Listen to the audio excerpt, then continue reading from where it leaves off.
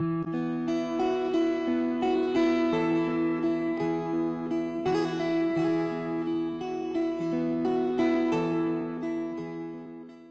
ngayon mga kababayan, ang isa sa magsasalita sa ating harapan, walang iba, kundi ang pinakamatagal na aide, pinaka-trusted aide ni dating Pangulong Rodrigo Duterte at hindi kailanman iniwan si Tatay Digong. Atin pong tawagin si Senator Christopher Bong Go!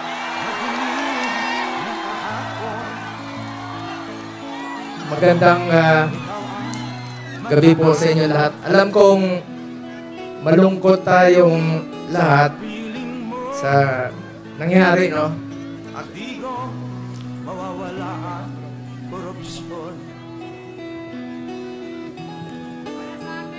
Alam nyo, kwento ko lang po sa inyo ang huling balita ko kay Tatay Digong. Matagal kaming pagkasama. Alam nyo, higit pa sa tatay ang turing ko sa kanya. 1998, una po akong nanilbihan sa kanya. Hanggang 2022, kahit senador na po ako, sinasamahan ko siya hanggang sa huling araw ng kanyang termino. Sumama po ako hanggang makauwi siya sa bahay niya noong June 30 of 2022. Alam ko yung hirap na niya. Halos hindi na nga makasuot ng medyas. Sinong magme-medyas sa kanya doon?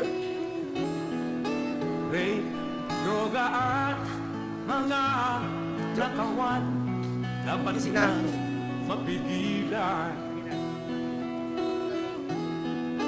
Alam nyo, nakausap ko kaninang madaling araw si Atty. Mijaldea pagkatapos ng hearing nila at saka si Ma'am Hanilet. Kaya siya ganon siya magsalita.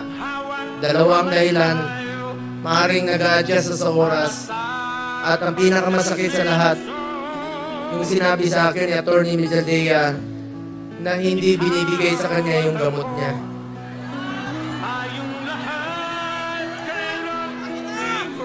Alam niyo ba, hindi nga niya alam kung ano yung gamot na iniinom niya. Binibigay sa kanya ng nurse niya. Why am I here?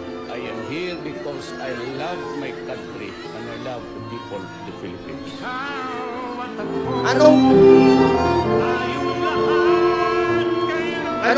Anong gusto nilang gawin kay Tatay Digong?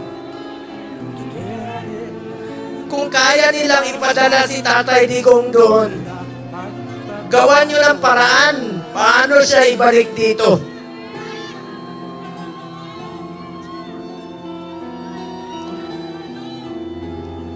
Gusto nyo basahin ko yung mga medisina niya?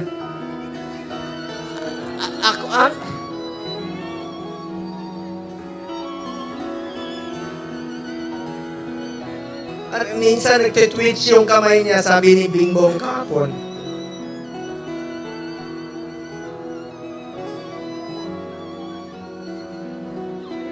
Kaya sa lahat ng mga politiko na nakinabang kayo sa panahon na pinansin kayo ni Tatay Digong. 6 na taon kayong pinansin ni Tatay Digong. Yung iba dyan, pinupuntahan pa namin yung birthday. Makakatulog pa ba kayo? Ha? Tulungan nyo naman si Tatay Digong.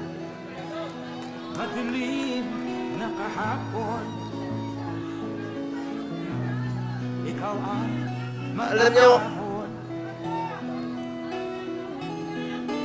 hindi naman tatakas si Tatay Digong. Nung Sabado, maraming nagpapayo sa kanya. Kami, sinabihan namin, Tatay Digong, pagpaliban mo muna. Pagpaliban mo muna yung pagpapauwi mo rito. Alam ni Ma'am Anulet yun, alam ni Iyes yun, alam ng mga kasama niya. Dahil meron na pong threat sa kalusugan niya, sa buhay niya. Di natin alam eh. Pero mas pinili niyang umuwi at harapin. Ibig sabihin nun, hindi tataka si Tatay Digong. Hindi tatakbo si Tatay Digong, hindi na nga niya kaya tumakbo. Nakasungkot. Kaya pa ba niya tumakbo? Mga politiko, nananawagan ako sa inyo. Pinansin namin kayo sa 6 na taon, hindi namin kayo pinabayaan. Tulungan niyo naman si Tatay Digong. Tulungan niyo naman. Nangungulila lahat. Alam niyo, hindi. Pagdating niya, ako mismo, meron akong pass para sunduin kasama ko yung 3 doktor niya. Dahil schedule po siya magpa-check up sa Cardinal Santos. Dahil, bagamat, since 2022, di na kami alam niyo, 1998 hanggang 2022, halos araw-araw kami magkasama. 360 days out of 365 days, magkasama kami. Noong 2022, may trabaho na po ako bilang senador, hindi na ako nakasama sa kanya. Pero hindi ko po pinapabayaan yung medical niya dahil yun po ang pinangako ko sa kanya hanggang sa pagtanda niya, hanggang sa kamatayan niya, hindi ko po siya iwanan. Lalong-lalo na po sa medical. Alam niyo, nakaraang 4 na buwan, monthly siya nagpapa-check up. Yung dinidrip po siya. You may check with the doctors. I-check niyo sa hospital. Sinasamahan ko siya doon, dinidrip siya para umaba ang kanyang buhay. Schedule sa March 12. Pero ngayon, pati gamot ipagkakait. Sinong mananagot niyan pag may nangyari kay Tatay Digong?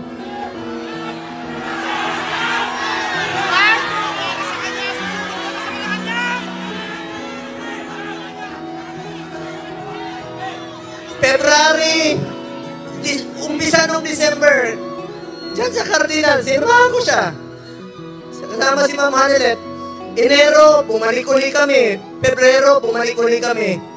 March 12 po siya schedule uli. Para sa pagpapagamot niya. Pero pinagkait nila. Pati gamot. Ayaw ibigay sa kanya. Alam niyo, wala siyang sinelas. Pati sinelas. Pati sinelas niya, wala. Nakapaa. Huli namin pag-uusap, nasa aeroplano siya. Sabi ni Bingo, Atty. Mejaldea, nakapaa siya. Buti na lang, may nasuot lang kanyang suot kahapon. Hindi niya kaya, ang lamig doon. Alam niyo, salamat sa piloto niya, isang co-pilot doon. Binigay niya yung kalo niya kay Tatay Digong. Alam nila malamig. Binaba siya sa stretcher, mag-isa siya. Hindi alam ni Atty. Mejaldea, saan siya dinala.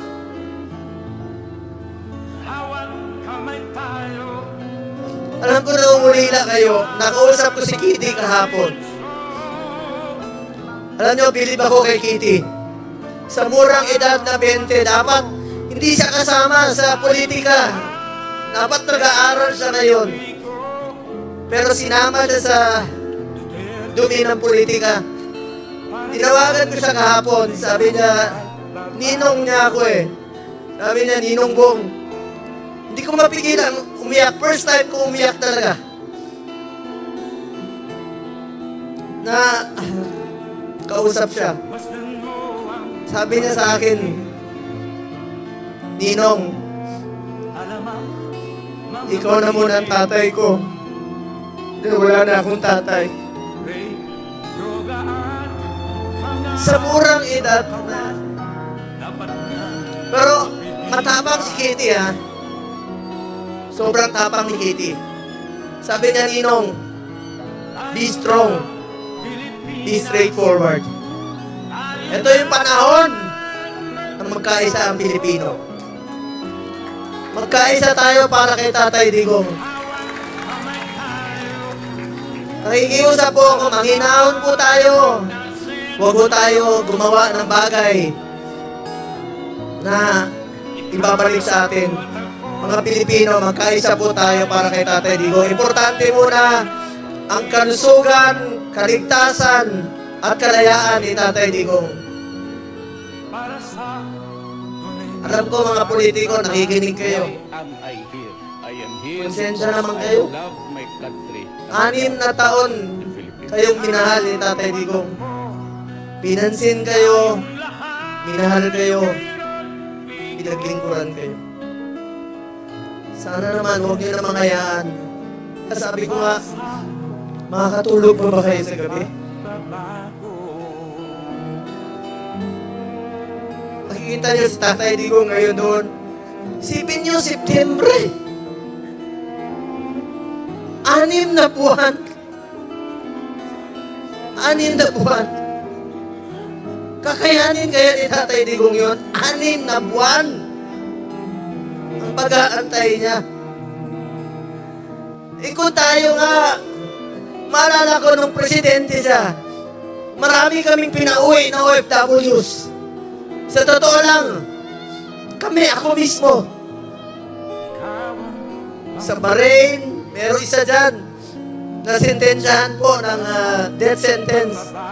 Ginawa namin ni Tatay Digong na paraan, sumulat sa King, sa Saudi. Hanap kami ng mga kaibigan na tumulong sa blood money para makalaya. So, ibig sabihin, Pilipino yan, gusto natin makabalik dito. Gagawin natin ang lahat ng paraan. Ito, bakit baliktad? Bakit tayo pumayag? Bakit sila pumayag na ang taong nagmahal sa atin? Minahal tayo, pinaglingkuran tayo. Sa totoo lang, ayaw naman niya tumakbo eh. Dahil sa inyo, ginawa niya po yun. Ito bang kabayaran sa ginawa niyang pagsasakripisyo, pagmamahal at paglilingkod para sa bayan?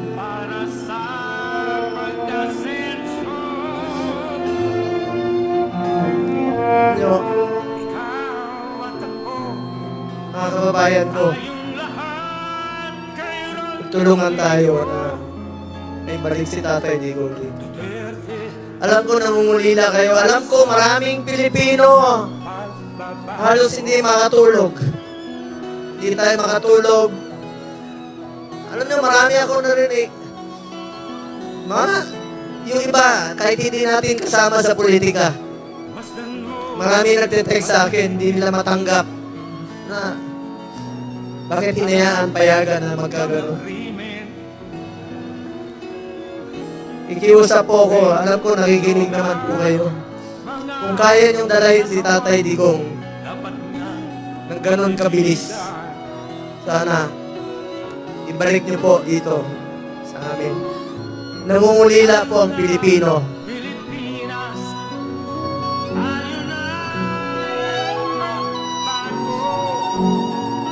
Sa mga kapatid ko Muslim, sa lahat, Basilan, Holo, Zamboanga, sa Mindanao, salamat sa inyong suporta. Mga OFW, alam ko, wala kayong tulog. Salamat sa inyong pagmamahal kay Tatay Digong.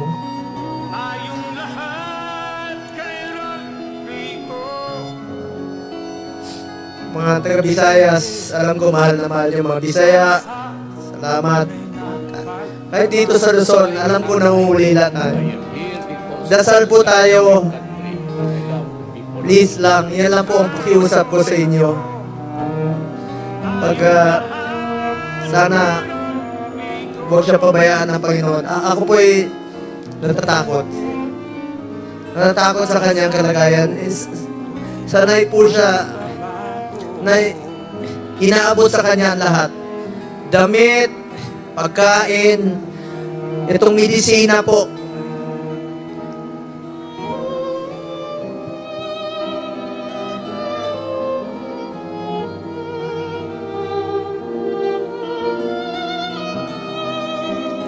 Ito, alam niyo ako nagpapadala ng medisina sa bahay niya.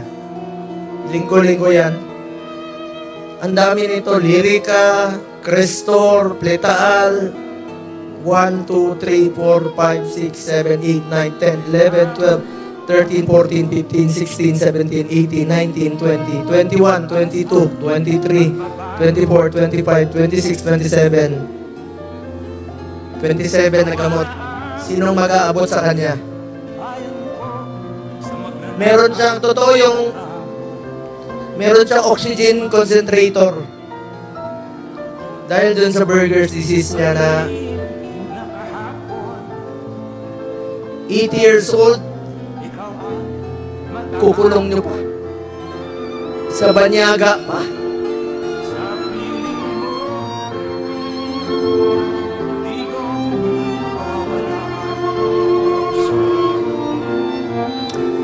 Alam nyo, minahon lang ko kayo. Alam kong mahal niyo si Tatay Digong. Mahal natin si Tatay Digong. Magkaisa tayo lahat, mga kababayan ko. Alam nyo ngayon, daming naninira sa amin ni Pato. Kanina, sinasabihan kami na naglaglagan, mga ganun. Alam nyo, huwag kayong maniwala sa mga yan. Yan ang tinatawag na gusto nila kami hilain pababa. Gusto nila kaming sirain. Ako naman po, buklatin nyo man ang, pag namatay ako, buklatin nyo ang katawan ko. Duterte po. Wala po. Halos wala po akong panahon sa anak ko. Wala akong panahon sa tatay ko. Si Tatay Digong na po ang naging tatay ko. From 1998 hanggang 2022. 24 years yan. Araw-araw kami magkasama. At sinabi ko sa kanya, Tatay Digong, hanggang kamatayan mo, hindi kita pababayaan. Lalo na sa medical mo. Ngayon, sino na po mag-aabot ng medisina niya? Sa mga nagpakulong sa kanya, makonsensya kayo. Makakatulog pa ba kayo?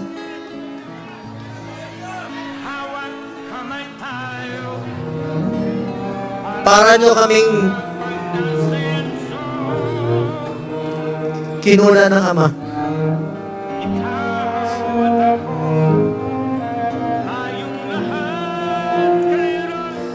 Aming salamat po sa inyo. Pagdasal natin si Tatay Digong sa kanyang mabilis na kalayaan. Pagdasal natin ang kanyang kalusugan. Sa totoo lang po, yun po ang aking kinakatakot, ang kanyang kalusugan. Sa totoo lang po. Sa totoo lang po. Kung kakayanin niya ba? 6 na buwan? Pagkakait mo yung medisina? Kung narinig lang tayo ni Tatay Digong ngayon, alam na alam niya na gaano natin siya kamahal. Buong Pilipinas po, nangungulila. Dasal tayo. Duterte! Duterte! Duterte! Duterte!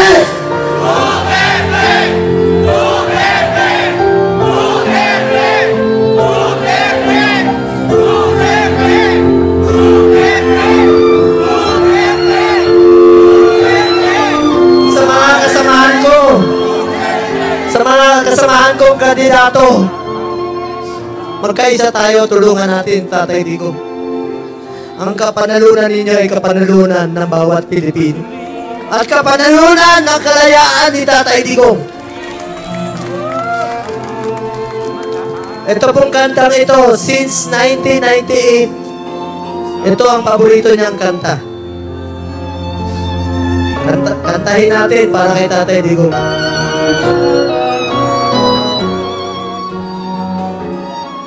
Isa po itong spiritual song na naglalarawan sa tiwala ng ating Tatay Digong sa Panginoon. Lahat po ito'y destiny. Sabi niya noon sa akin, destiny niya po ito. Destiny niya maging presidente. Alam niyo, nung pinadala yung video sa amin, paglapag niya sa Hague, nakita ko talaga ang kabayanihan ni Tatay Digong, ang pagmamahal niya sa Pilipino. Isang tadhana ng isang probinsyano na naging ama ng ating bayan, na minahal tayong lahat, na totoong minahal tayo, totoong minahal tayo, pinaglingkuran niya tayo. Alamak, mga krimen, rape, droga at mga nakawan, dapat nga mapigilan.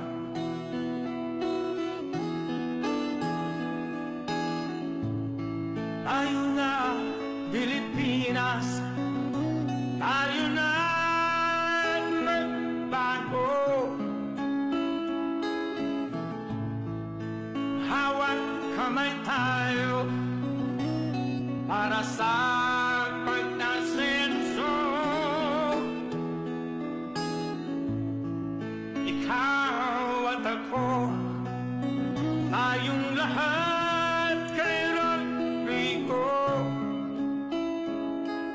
Duterte, para sa tunay na pagbabago. Why am I here? I am here because I love my country and I love the people of the Philippines. Ikaw at ako, tayong lahat kay Rodrigo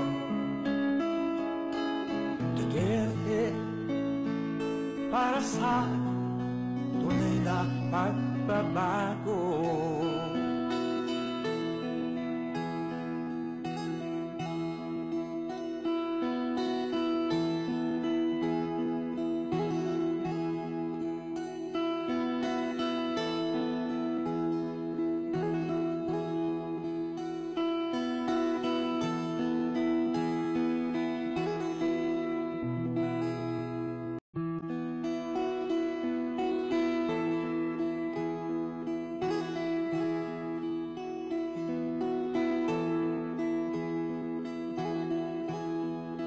Ikaw ang Pangulo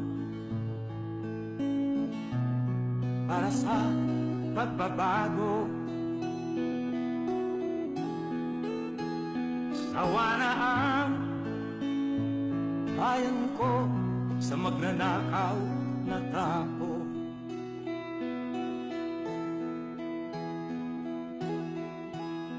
Madilim na kahapon, ikaw ang mag-aahon. Sa piling mo, di ko mawawala ang korupsyon.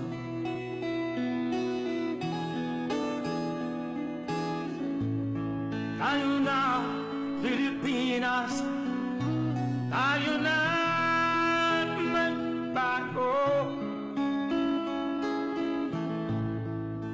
Hawak kamay tayo para sa pagkasenso.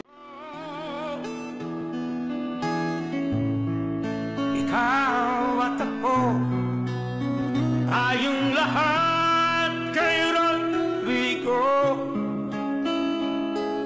Duterte, para sa tunay na pagbabago.